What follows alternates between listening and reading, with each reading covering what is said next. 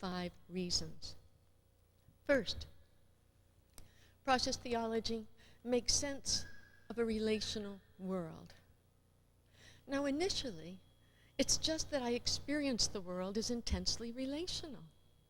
It seems to me, and it has always seemed to me, that relationships are intensely important, not only to who I am, but to what everything is. And process just deepens that sensitivity and makes things relational. Well, they are relational, but process explains the relationality of everything all the way through. Process theology bespeaks a world of connection, of interdependence, of relation, that it's the very heart of what it is to exist in this world today. Now, in my own life, I experienced this up and down, round and sideways, in every way you could possibly say it. I know it. I know that the world is relational. You know, I've got 3 kids and 8 grandkids, have dear friends, and how they are makes such a difference to how I am. My dear friend Barbara now is in the throes of terminal cancer. I was just visiting her on Tuesday. In a relational world, how she is makes so much difference to how I am, that I experience this undercurrent within me of Barbara's condition and the richness and the warmth of the relationship that I've had through this friendship for 34 years. I am relational. She matters so much to me that who I am is partly conditioned by who she is. And of course I could do this with my kids too, and my grandkids, but it's not just that. Having taught at Claremont School of Theology for those 13 years, this school enters into me and becomes a part of who I am, but it's not just like that. I enter into this school, and the school has become what it is partly because I have been in it. Everything interrelates in this marvelous dance of relation, where everything affects everything else internally, at the very becomingness of what it is. It is a world of relation all the way through. Now, I know that we have worlds of things that don't look like they're at all related. Why, look at that table. It's just sitting there, right? It's not related to anything. It's just sitting there. Well, of course, that's wrong. It's in relation. It's in relation to Sam, who made it. It's in relation to its context in this whole room. It's in relation to the way it's standing. It's in relation to the air that's interacting with it. And within itself, it is a bombarding instant of molecules constantly bombarding against each other, affecting one another. It is in relation. Rocks. I really like geology. Rocks, of course, are very unrelational. Remember the song, I am a rock, I am an island? Forget it. Rocks are in relation too. Why do you think they can erode? Constantly interacting with their environment. They just do it more slowly than we do. It's a relational world.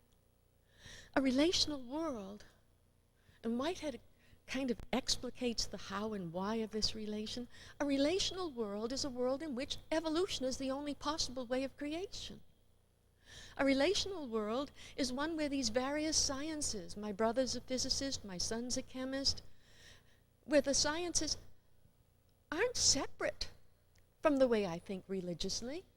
They're just a part of the interrelations of this incredibly connected, interconnected universe. Everything affects everything else. Now, in Whitehead's terminology, you could talk about the influences of the past and the influence of God's own future affecting everything as it becomes, and it integrating those influences from its own perspective, becoming what it is, and then also influencing everything after it. Everything affects everything else. I know it in my bones. Don't you?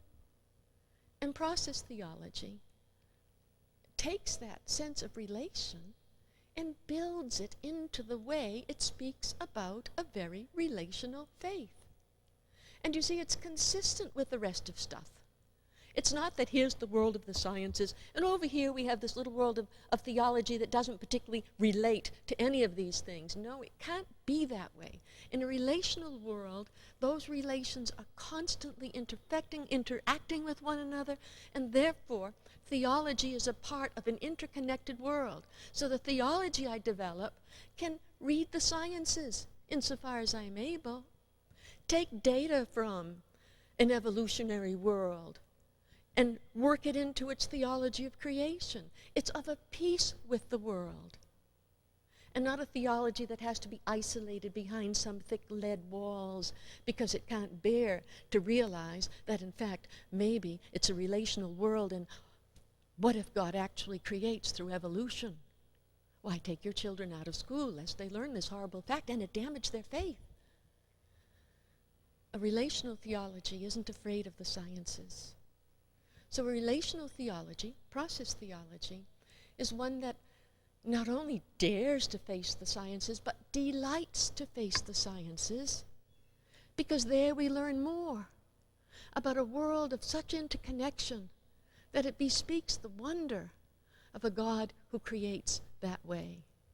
It doesn't, how shall I say, challenge faith. It enhances faith and increases the wonder at the beauty of this world. Process theology is a relational theology. It develops a metaphysics of relation that makes sense of the world of my experience, which includes data from the sciences and data from religious experience. Now, you will accuse me of being a pietist as I go into my next segment. Why I am a process theologian? Process theology makes sense to me of my experience of God. And you can accuse me of being a pietist if you want. I don't really care what you call it.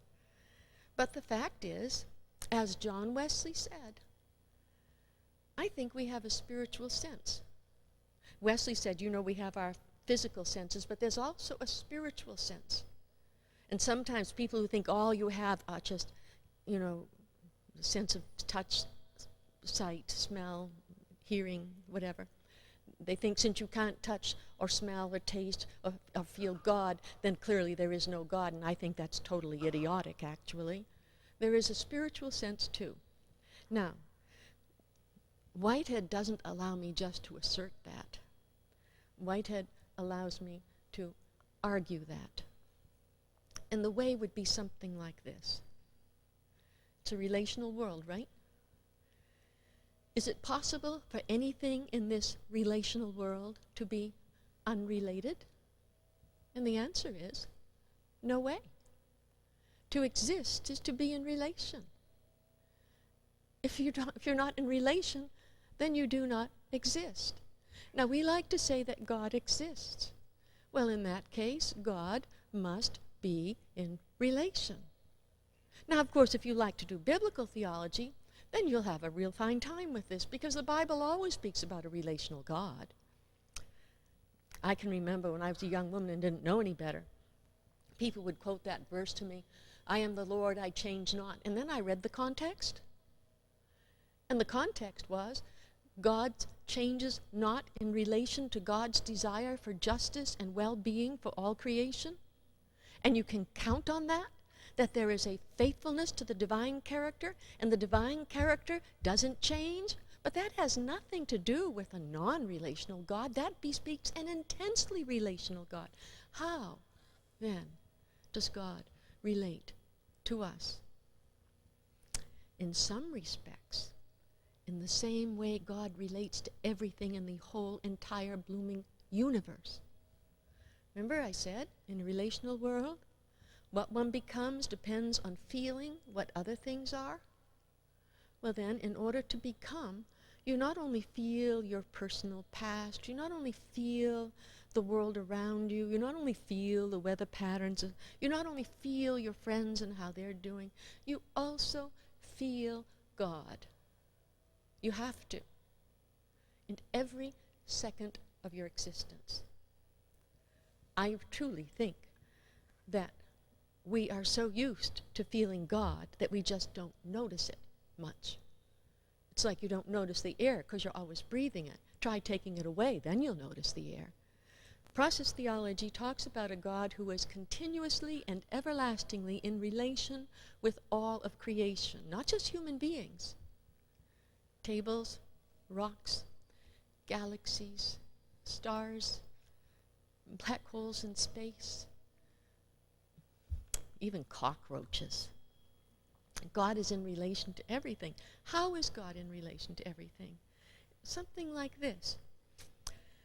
Everything from the past relates to us with a kind of demand that we conform to that past. But of course we can never conform entirely.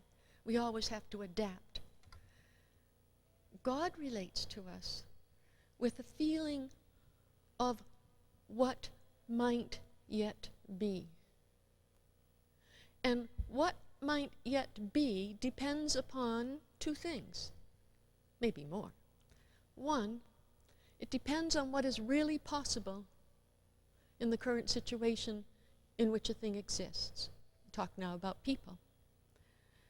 Two, it depends upon the faithfulness of the divine character, adapting that will toward well-being to the conditions of what is happening and what is possible here and now. So God is relating to every item of existence in its becomingness at every single moment out of these two confluences. One, from that which is possible based on the particular past, and that which is possible based upon God's yearning for the world's well-being. Now, what would the world's well-being be? And you can see that it would have to be communal. It would have to be a communal well-being, because if everything depends on everything else, there needs to be this kind of mutual upbuilding of things for the richness of creation.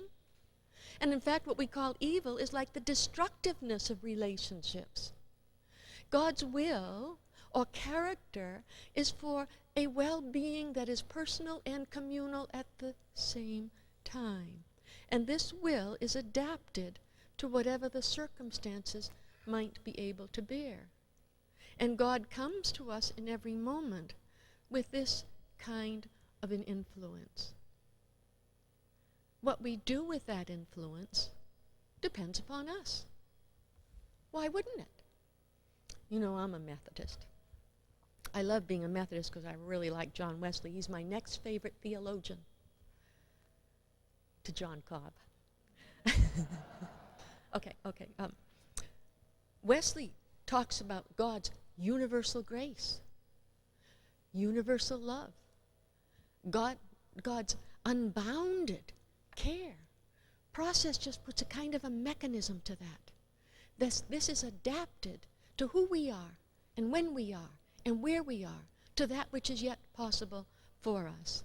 And that this push toward our well-being comes to us at the depths of our becoming in every moment.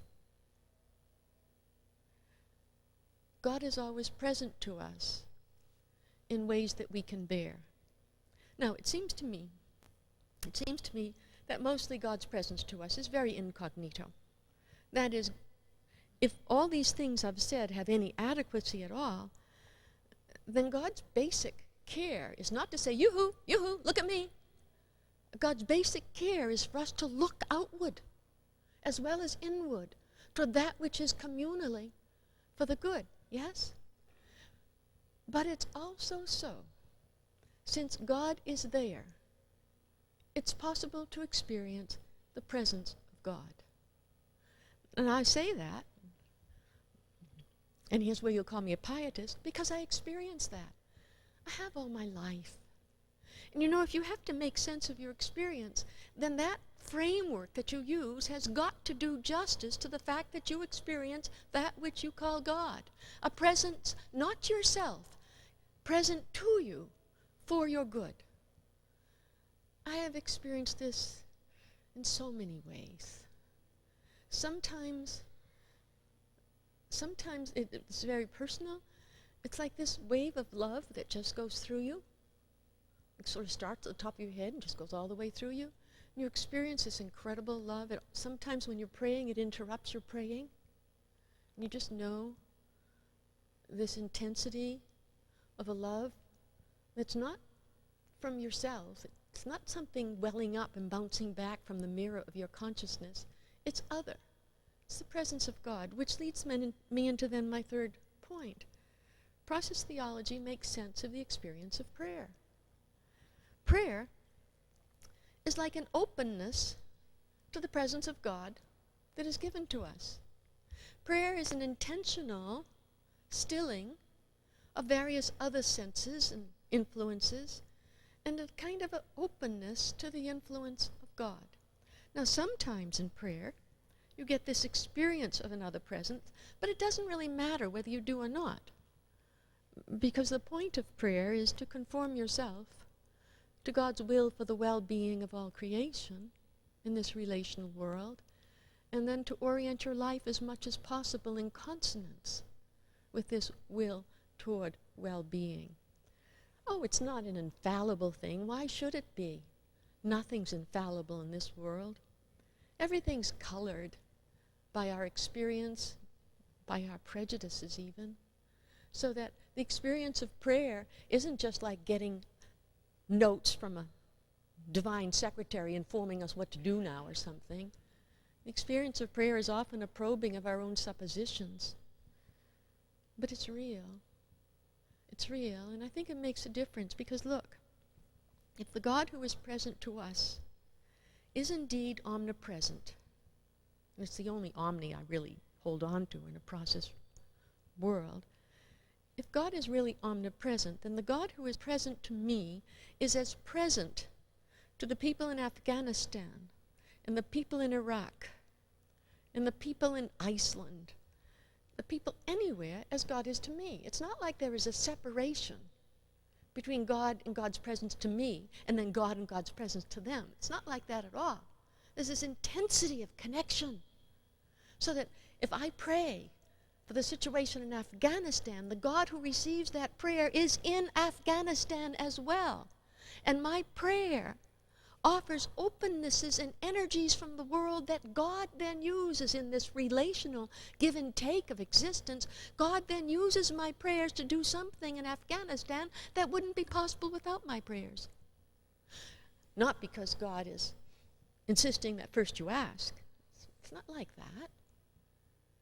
It's that God is so relational, that God uses what God can in this world to bring about what is possible. Remember? God uses the past.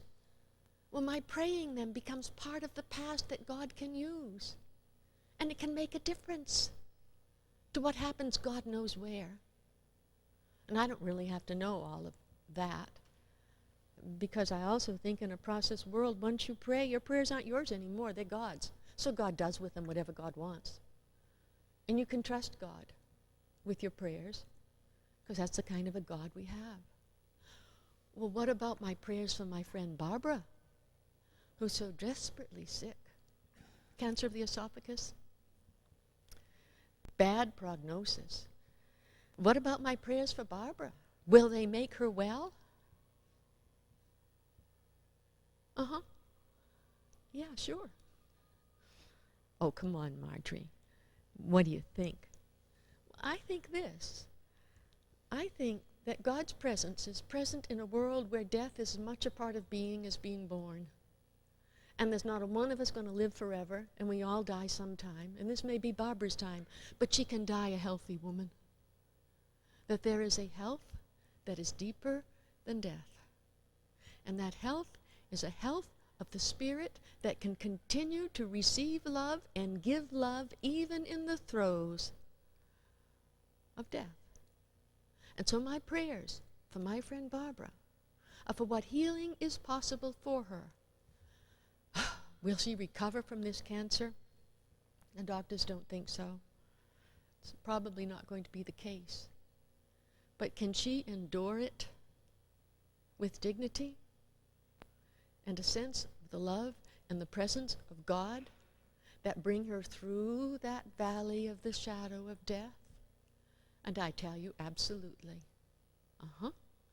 And my prayers and the prayers of those who pray for her make a difference to how, in fact, she endures this dread disease. prayer makes a difference. Because God is omnipresent and relational, and I believe this is a nook and cranny opportunist God who uses every ounce of energy and strength that the world gives God to bring about the good. But the good is not just how we deal with our illnesses. The good has to do with communities of justice, communities of caring, communities of the ability to listen to differences, communities of going across lines that divide and saying we are related, and all those lines have perforated boundaries. And God's guidance, the prayers that we give to God are for well-being that break through those lines and turn them into perforations, bringing well-being in a social world, in a world where peace is still possible instead of the ravages of killing machines. But I wasn't going to talk about that next. I was going to talk next about this. Process theology makes sense to me. One, because it is a relational world and process expresses this. Two, it's a world where I experience the presence of God and process gives expression to this. Three, therefore it gives a different sensitivity to prayer and process gives expression to this. But it also gives an understanding of the reality of the importance of the fact that there's more than one religion in the world. Now think about it. If this pervasive God works with us toward our communal good, why would God only do that in one corner of the world? What kind of a God would that be? And would God have to wait for mass communications to come along before God cared about the Aborigines in Australia? Would God have to wait until we had satellite TV? This is so stupid. If God is omnipresent, and if God has a character of intense faithfulness, and if God takes that which is out of our past and blends them with the divine character toward that which is possible and which brings about a communal good, what kind of a God would be who never knew how to do that in China or India or Africa or South America? What kind of a namby-pamby tribal God would you end up having anyhow? In a process world, it is God who calls these different religions into being because of the same faithfulness that draws our form of religion into being. The same faithfulness and love that draws Christianity into becoming, in its own hodgepodge, helter-skelter way, is the same faithfulness that draws other religions into becoming. Does this mean they should all be alike at their basic core? Why? Why? Near as I can tell, God has this crazy delight in difference. Haven't you noticed? Right. If you were the creator, how many trees would you have made? Elms, right? Maybe jacarandas. But look what you've got. Tree after tree after tree. All these different kinds. It's like God can't stop thinking up different kinds. Why do you suppose God stopped it with religion? Or with peoples? There seems to be this inherent delight in diversity that runs through the center of all existence. This rejoicing and this bubbling up of differences. Why else would there be so many different kinds of peoples and skins and eyes and noses and mouths? God must delight in difference. If God doesn't delight in differences, God is an enormous failure because we got a lot of differences. Well then, why shouldn't there be differences of religions and why shouldn't they be different at their very core? The thing that they all seem to have is some kind of sensitivity to well-being. They really do. And of ways of being communal. And even those religions which have a vaunted heritage of solitariness, right? Those solitary ones are solitary within community, thank you. You can get the most solitary Buddhist monk in the world. Well, that Buddhist monk will tell you that that Buddhist monk is Buddhist, right? A member of a particular tradition. Everything is communal. And why wouldn't God be able to develop now this form of community and now that? And why would they even all have to be particularly theistic? I don't think God has any great shakes in everybody being theistic. Because again, if God did, be a colossal failure as far as I'm concerned, because a lot of people aren't. Does this disappoint God badly? Well, I can't see that. Seems to go along with the diversity of things. Process theology gives a way of thinking about religious diversity with gratitude, rather than thinking that there's something we better do about it fast to get rid of it as much as possible. To the contrary, we can learn so much from one another.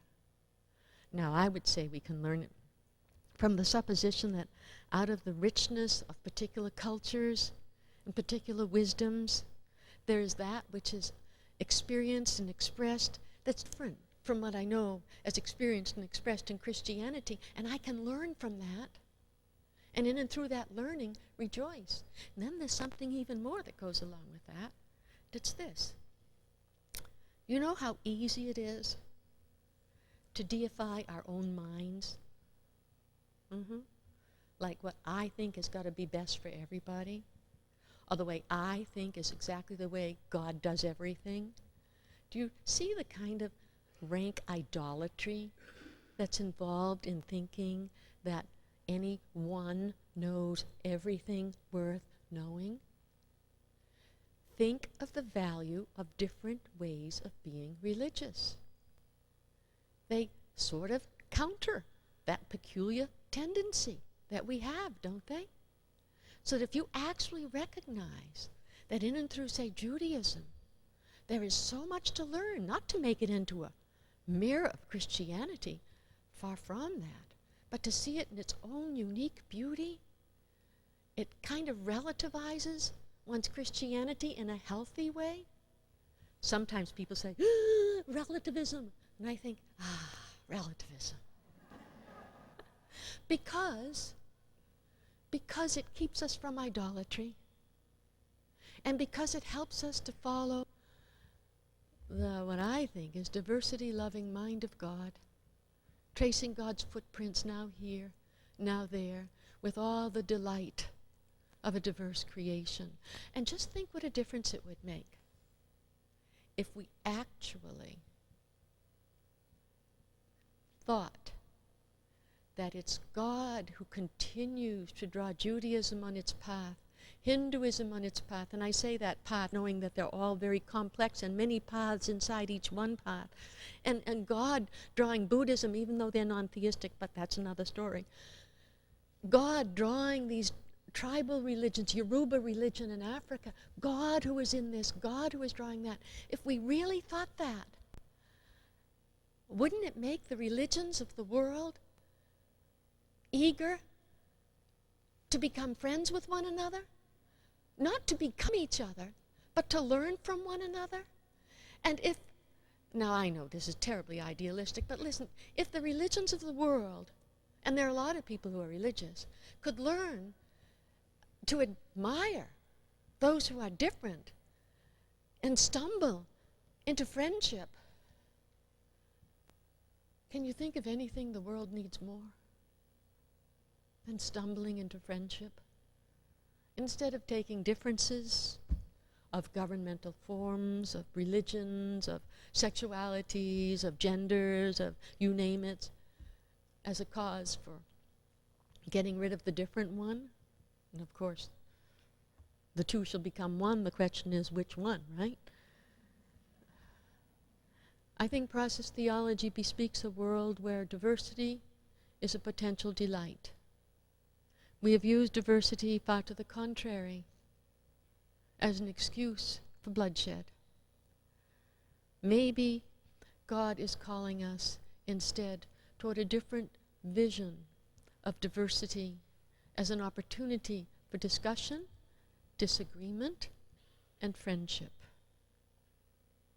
Process theology allows me to understand a pervasive, omnipresent God who works with all things in their context toward a vision of that which is communally good for that place with ripple effects for all places.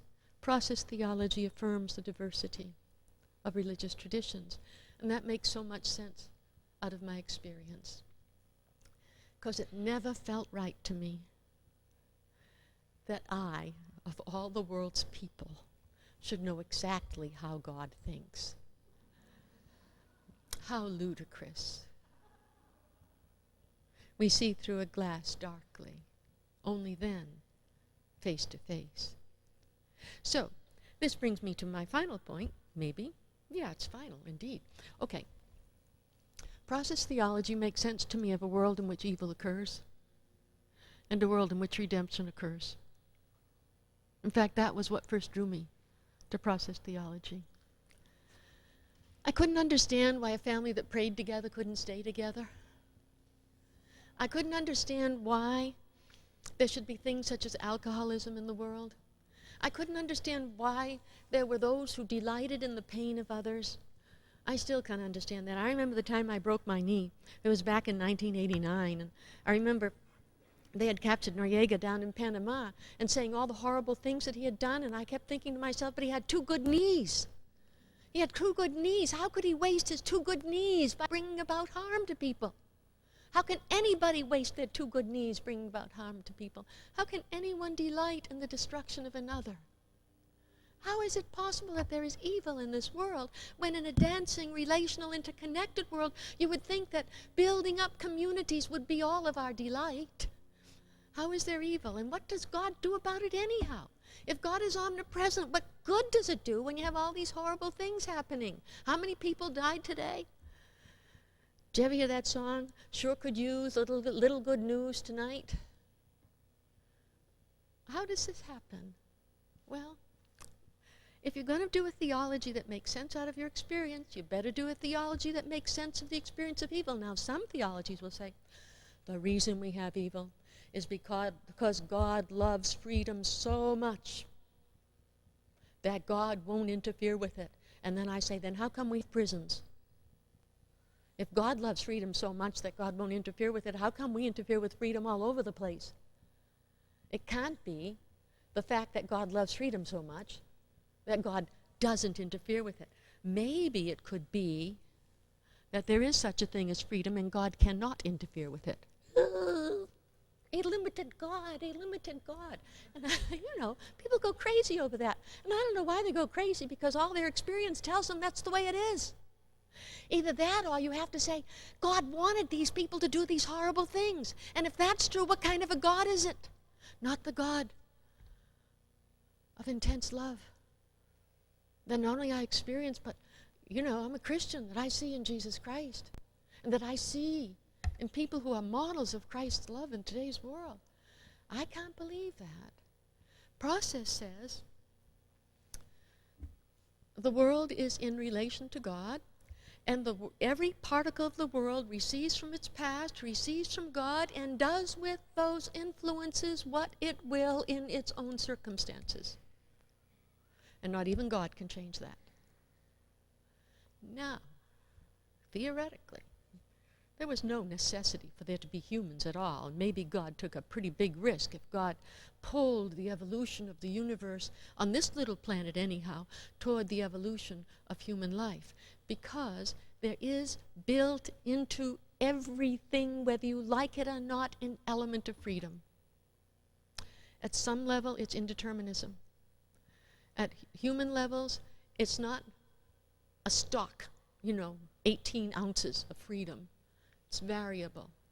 But that there is some freedom is inescapable, and not even God can change it. And what we do with that freedom depends upon us. Now, the old way is God allows freedom. In a process world, to create at all is to create with freedom, and that freedom is real. And it's not the case that there's only one power in the universe, thank you, and that power is God's. Omnipotence makes no sense whatsoever if it means only one thing has power, because my experience tells me that even I have power. Right? So God relates to a world which is real, which has its own capacity. Wesley called it resistible grace. That God's influence is given to everyone. And everyone has some degree of freedom. Sometimes it's only this much, because circumstances are such that that's all the freedom that's possible. Sometimes it's this much. And the whole future opens up for you. And what we do with our freedom has a lot to do with the kind of moral evil that happens in the world. With regard to the evils of loss, to be creatures like ourselves in a world like this, it's a very complex thing. And we could only be if, in fact, we were a very intricate combination of fragility and toughness. In an interdependent world, we exist in and through the energies received from others, and we are finite. This stream of existence, which is my life, is going to come to an end. It will come to an end through the dissolution of those molecules, whatever, in Barbara's case, through cancer. That's the way it is. We live as toughly fragile creatures. I always think it's a wonder we live as long as we do, truth to tell. And those deaths, those losses are painful. We can call it evil. Somehow those evils are easier to take than the evils of intentionally bombing people to smithereens or willing pain in other people. But the world, the interrelational world, is one where freedom is real, and in fact it counts for evil. And not even God can change it. So then, when a little girl who was very dear to my family ran out in the street and was killed by a drunk driver, I think that the pervasive presence of God worked with that drunk driver not to drive that car. And the drunk driver did it anyhow. The pervasive presence of God, in the back of her mind, Laurie knew she shouldn't run into the street, and she did anyhow. And not even God could stop her. And that's the kind of a world it is. It's a world where evil happens. And it can happen randomly and pervasively. Because if you think experiencing the death of a loved one is an evil, ain't one of us going to escape it. And someday, those who love us are going to endure it too. That's the kind of a world it is. And yet, it is so beautiful anyhow. Okay then, so what does God do about it, thank you? In a process theology? I'm a Christian. And I work from a central image that God knows suffering because God experiences it with us. And if God feels the world in every moment of its being, God feels all these sufferings too. Whitehead calls God the great companion who understands. And sometimes that's redemptive. Not always seems to be enough. God works with the world as it is to bring it to what it can be. God is the power of resurrection. God is the one who, in fact, can bring that phoenix out of those ashes.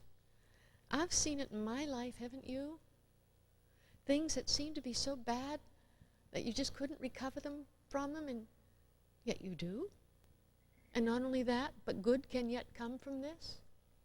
It's not a Pollyanna approach. It's a reality-based approach.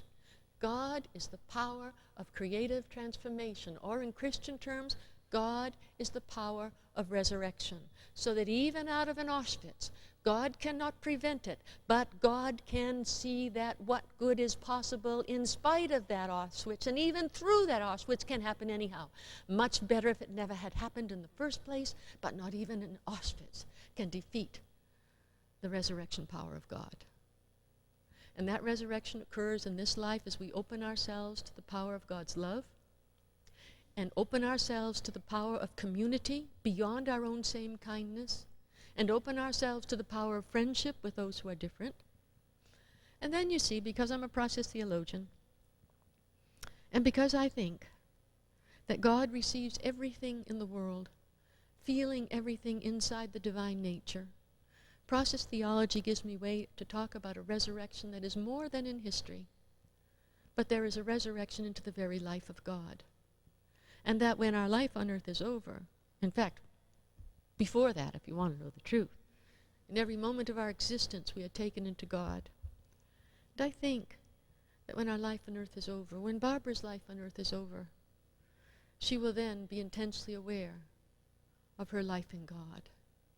And she will know then the intensity of beauty that is the divine nature, the immensity of love that enfolds her, and participating in God with God's own ongoing work with the world will enjoy the creative transformation as those who love her endure her death and come out triumphant anyhow, being grateful for the love that is in this world, the beauty that is in the world, and the God of relation who blesses us with a world, even a world such as this.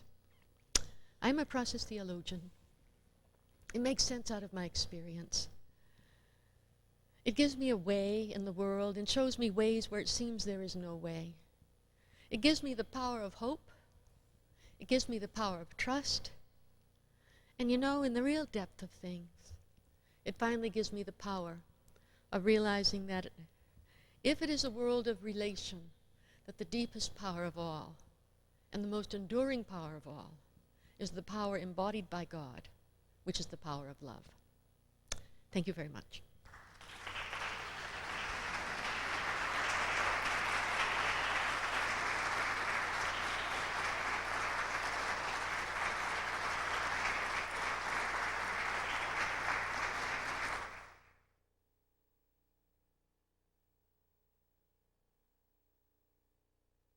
Yes.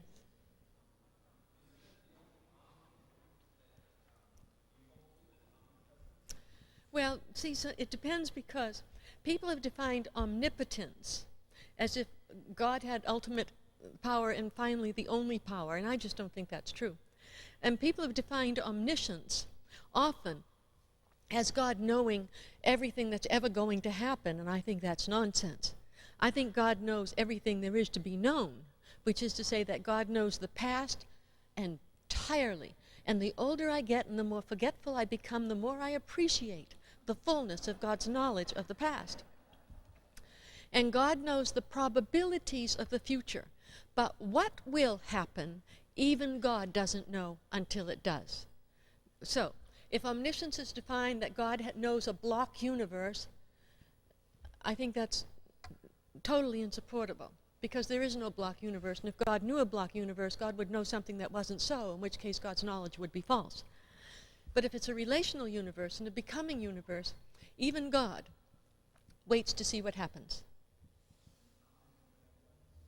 Oh, omnibenevolence, sure. Yeah, but usually the three omnis are omnipotence, omniscience, and omnipresence. These three. And of course then you can talk about omnibenevolence, etc., omni-love or something, by all means. But in those three, it's omnipresence that's so incredibly important. And I think that God is pervasively present throughout the universe, which means then that you are living in God's presence. So I named a book that once. Yes.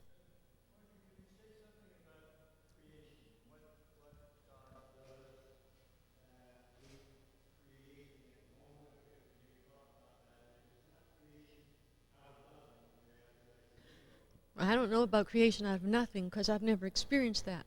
But I think that, okay, as it was in the beginning, is now, and never shall be. To me, that the power of God's creation, say at the beginning of the universe, is the very same as God's power of creation now, is the very same as will be God's power of creation at the end of 5 millenniums. That God always creates in this same way. And here's how it is. God works with the world as it is to call the world to that which it can be. So God works with soup, not the kind I make, which is very tasty, but God works with primeval chaos to call order into existence.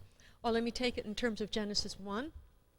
I think Genesis 1 is a great process text, because it says, in the beginning, God began to create the heavens and the earth, and the world was without form and void. But notice there was a world that was without form and void, not nothing. And then it says And the Spirit of God brooded on the face of the waters. I love that image.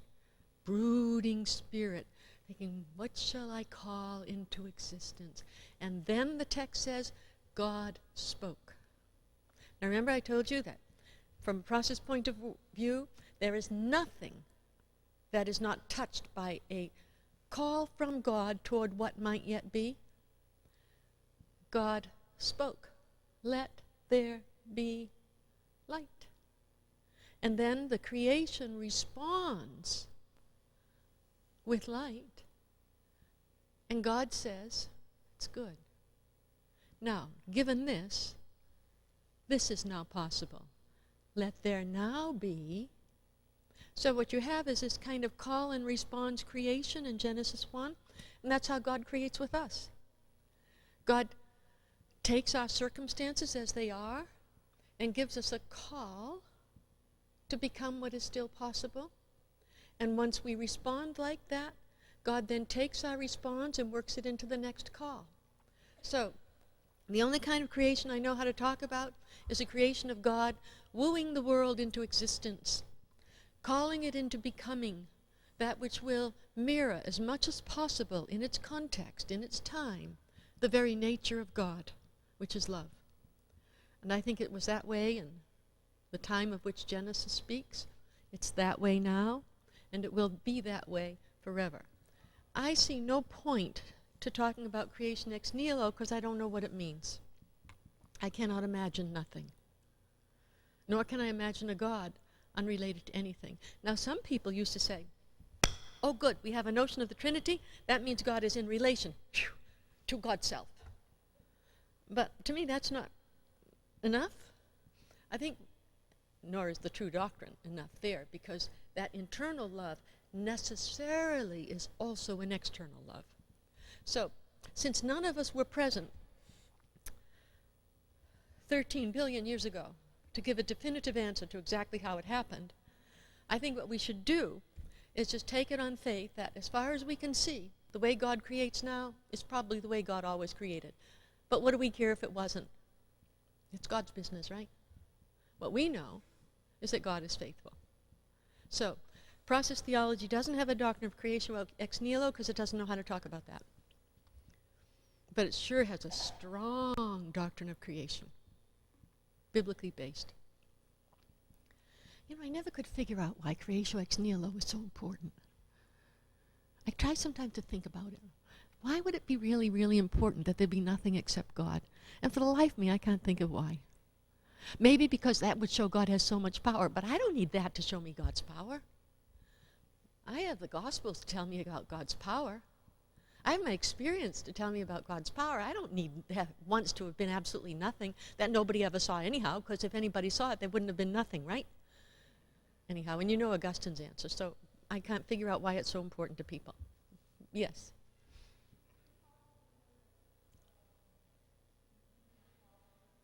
You're too far back and there's an echo and I can't hear you.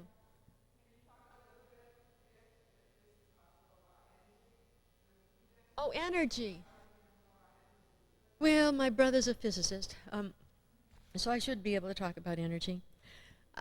I experience God, and my understanding of God, my brother says, my son says, Mom, use the word influence rather than energy, because I think energy must have some specific scientific meaning that I'm not being one, so I don't know.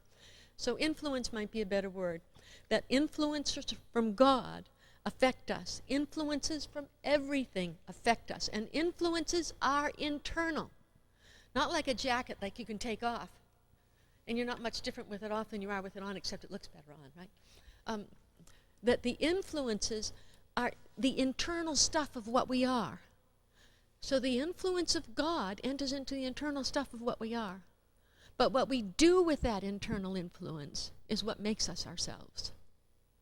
So God's not responsible for what we become, but God is a deeply influential factor, and part of our job is to become more open to that influence. Is it an exchange of energy? Maybe.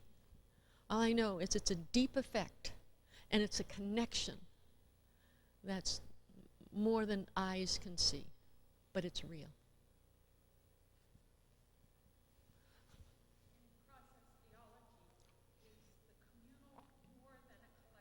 Absolutely. The communal is an interwoven.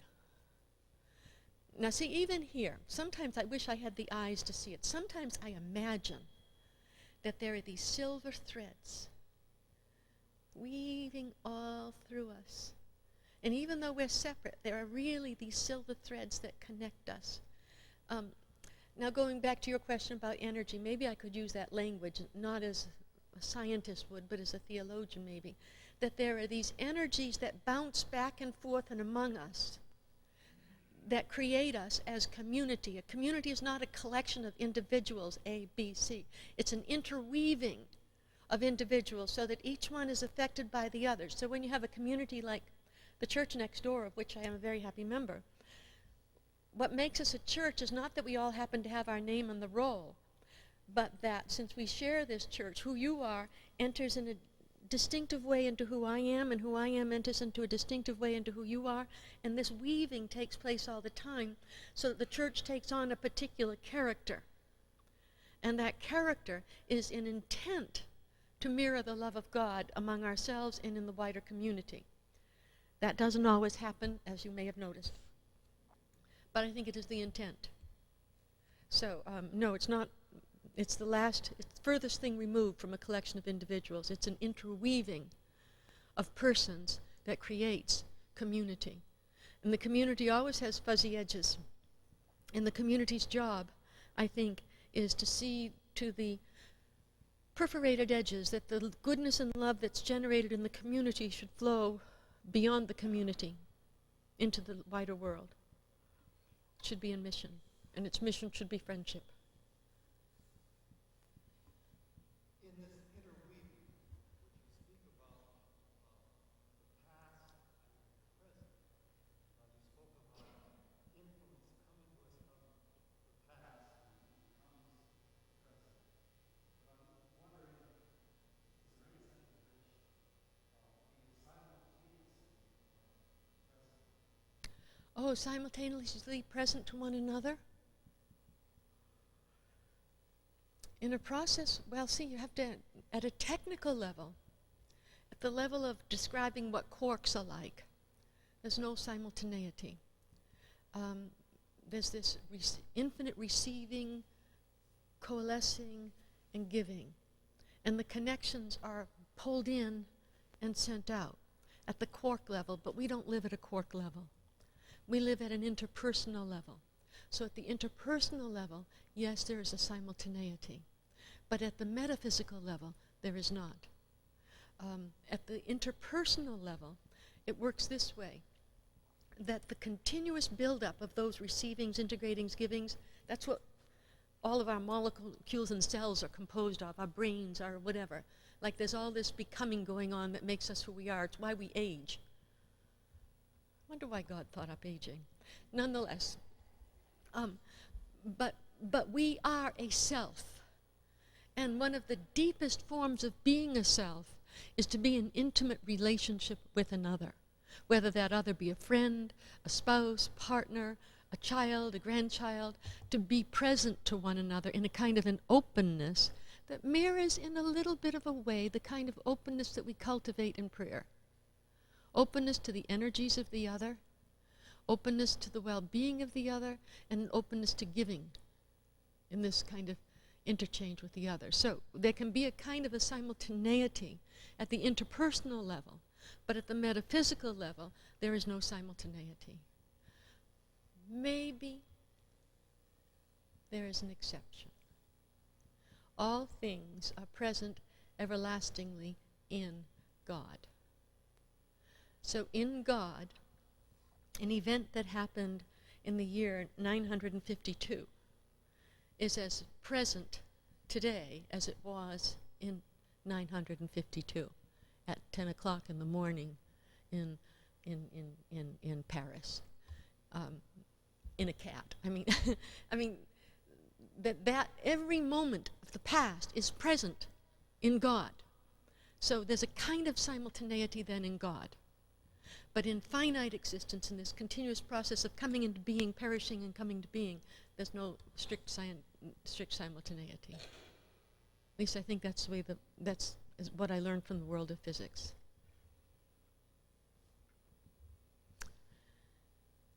Yes.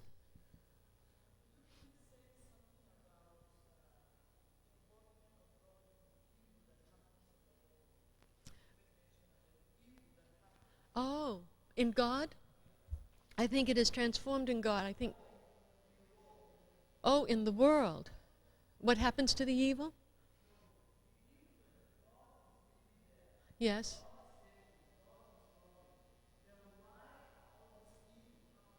Oh. Well, for two reasons. One, because it is, in fact, in many ways, a competitive existence. And our call is to turn that competition into friendship. Life is robbery. In order to live, you must eat energy that is not your own and take it into yourself. Even someone like myself who is a vegetarian, the plants give up their life in order for me to eat and have energy. So there is this kind of competitive well-being that's there. And we can use that interdependence then to shore up our own way of being against what we perceive to be competitive well-beings behind us, and this can lead to evil. I do not think it is the will of God. I think it is against the will of God. Then there is an intense vulnerability to what it is to be human. We are susceptible to illness and to death and to pain, and this can be a kind of an evil. It also is the price that we pay for the particular complexity of what it is to be human. To have the degree of vulnerability it takes to be human means you are as vulnerable to that which is negative as to that which is positive. But the power of God always pushes us toward that which is our communal good. So God is constantly counteracting and working with those forces which work against the good. God is the power of good. So, why is there evil? I would name it one, in terms of the freedom of the world. Two, the kind of competitiveness that's built into the vulnerability of interdependent existence. Three, the false attempt to shore up what we consider to be the self at the expense of others. These things all make for evil. God is a force, I believe, for the good. Yes.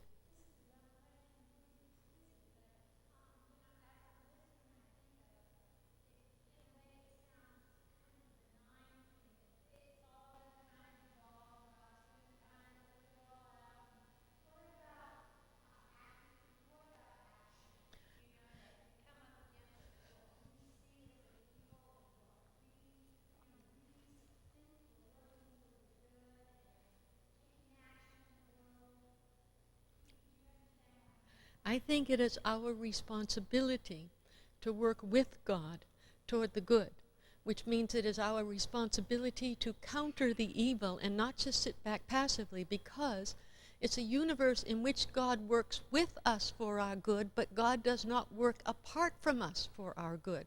It's an intensely cooperative work to which God calls us, not a competitive work, but a cooperative work.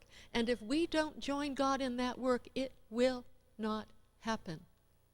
If there is not a force countervailing the forces of destruction in history, it's not going to happen.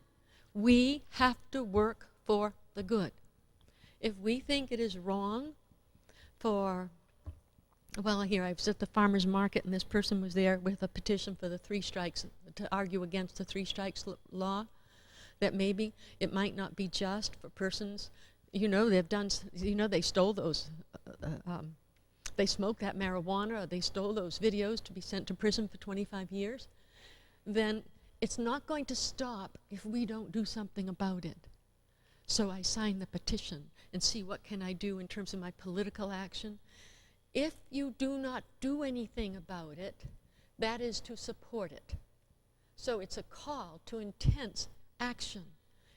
An interrelational world cannot be a passive world, or if it becomes a passive world, then it is always an assent to the powers that would undo the good. And they are there. Yes.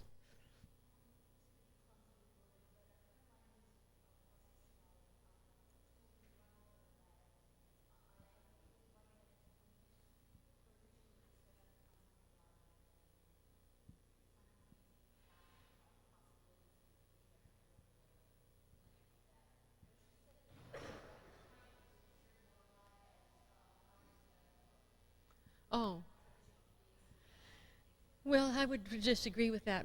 To me, God is not a metaphor. To me, God is a presence, is a reality, is other than myself, and yet is pervasively present to all things. We speak about this reality in metaphors. Maybe the word God is a metaphor, but that to which the word points is not a metaphor, it's a reality. Oh, well, look, there's a sense in which names are perspectival all the time. God, please, tell me your name. What are you going to do, go to Exodus and say, I will be that which I will be? What's in a name? And rose is a rose is a rose. Is Allah the same as God? You can get into all these kinds of things. What I think is this: God is a pervasive presence to the good. And that is a presence which is, at the heart of itself, love. It can be experienced personally, it can be experienced, I think, impersonally, depending upon circumstances, but it's there. And I think it's everlasting. So our names are conditional, but the reality is real. So, yep.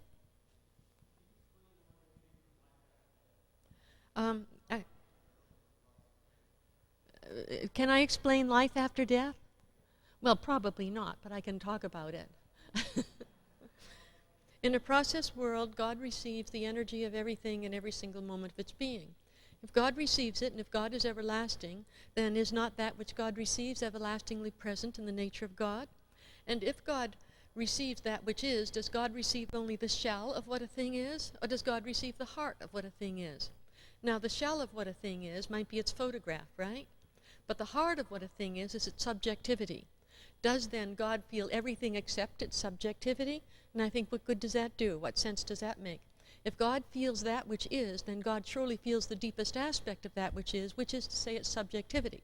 Now, if God feels its subjectivity, and God feels it everlastingly, is its subjectivity not then resurrected into the life of God? And my answer is, of course. I argue it at some length in a couple of books. But that's I don't mean to be flip. Hartshorne talks about God retaining the subjectivity, but as memory. But I think God has a living memory. And God's memory is of the deepest heart of that which God receives, which is not its shell, but its inside self. And you can work it out metaphysically.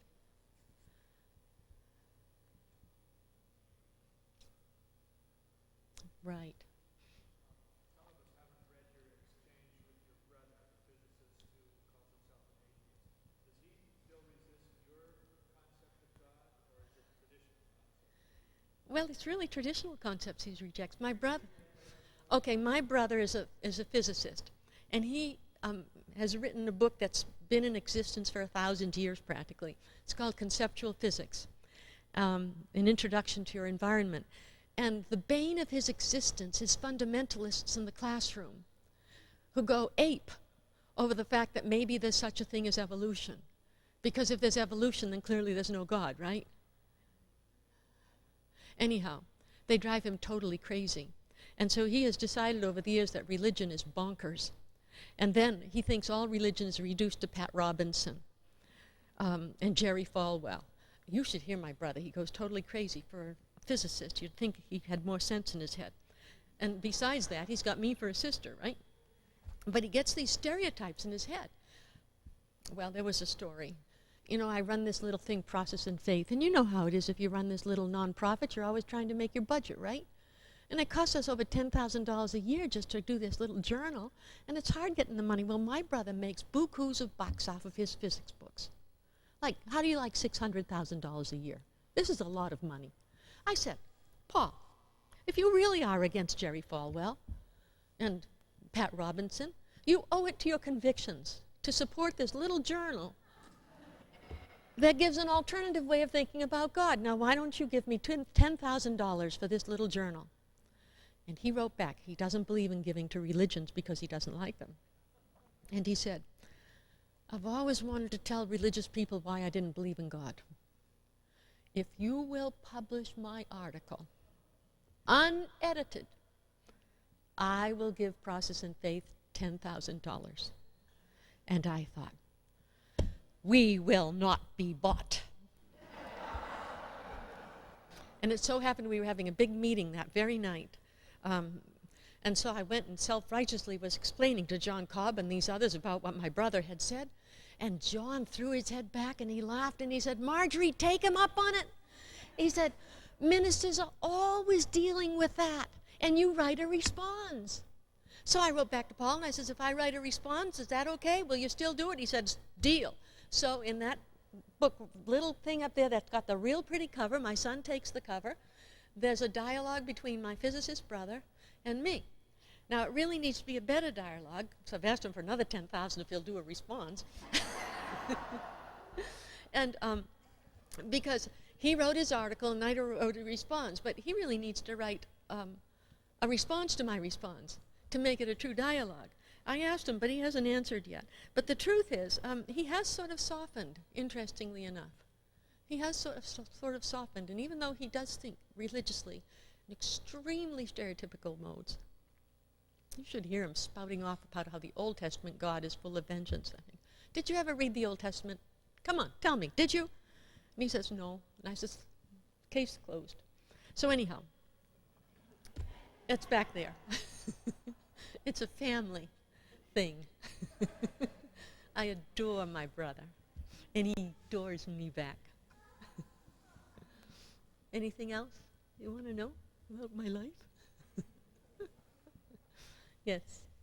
If eternal life is as you described it, okay, and I won't try to repeat what you said, how is it possible for someone like It isn't. It isn't.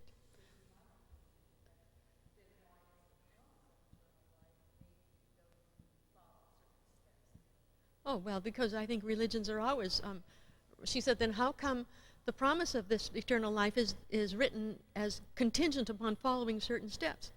I think there's a very complex answer for that. I think on the one hand, we always see from our own perspective, and we don't always see correctly. We see through a glass dimly. And sometimes it's the case that if we thought that was the way, then we thought it was the only way, and we wrote it down that way, right? But I think it's not the only way. Also, I think it makes a difference how we live for this reason. What is taken into God is the results of what we do. So what we do has eternal consequences. We better pay attention to what we do, since we're going to have to live with what we do everlastingly. Now, I think God is the power to overcome evil in the divine nature completely. I think in history it's always going to be partial. I think in God it is complete, so that God is the power of resurrection, not just that it's taken into God, but in God, by God, it will be conformed to God's nature, which is love. So there's a transformation.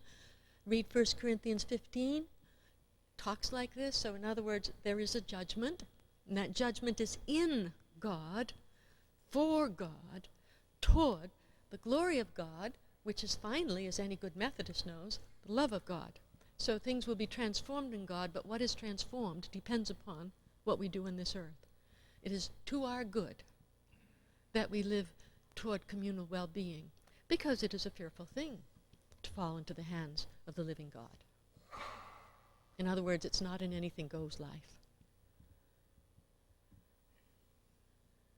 Yes.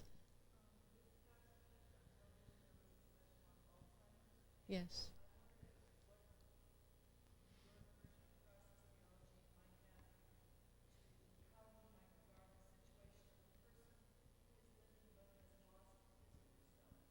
Yeah, that's, well, with this kind of an understanding of immortality, it would mean that the Alzheimer's self is also taken into God everlastingly.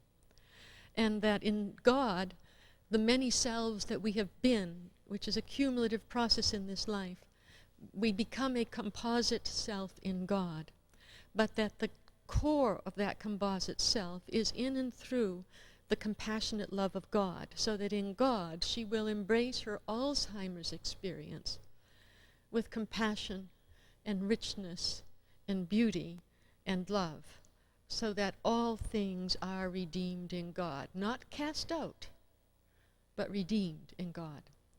So I think Alzheimer's in many respects destroys the personality. It destroys the parts of the brain in which the personality is stored or lives, or however all that works. But that does not mean, because this has happened here and now, any more than someone's limb withering or amputated or whatever, destroys the person whom they are in their deepest self. And their deepest self person is ever alive in God. You know what, when you talk about immortality, you talk about that which is beyond sight, right? You intuit. But the Apostle Paul said it best. Now I see through a glass dimly. And so you speculate. But then the Apostle also says, what eye has not seen, and ear has not heard, nor has the mind or the heart of a person conceived, even more than that is in store through the gracious and everlasting love of God. So that all of our various stumbling ways of saying, well, this is how it is in God, or just that, stumbling ways, I think this reality surpasses the image. And that whatever we think up, something better is actually the case. Well, my dears, I think we've done it. Good night.